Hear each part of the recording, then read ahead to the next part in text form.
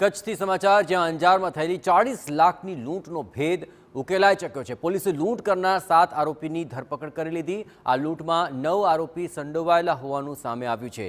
3 કિશોર, 1 મહિલા સહિત 9 આરોપી હોવાનું ખુલી રહ્યું છે। કિશોર આરોપીની મદદથી આ ગેંગે લૂંટનો પ્લાન બનાવ્યો। 6 જૂને શહેરના મહાવીર ડેવલપર્સને ત્યાં લૂંટ થઈ હતી।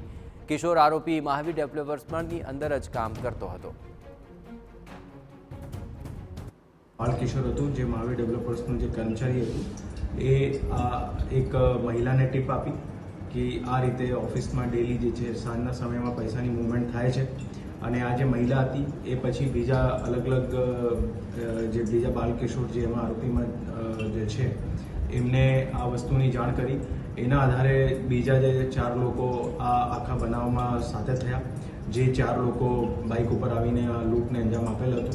આ રીતે ટોટલ આ બનાવમાં 9 આરોપી સંડોવાયેલા છે, જેમાં 3 જે છે બાલ કિશોર છે, 1 મહિલા છે અને બીજા જે આરોપી છે એ 5 આરોપી છે। એ રીતે કરીને ટોટલ 9 આરોપી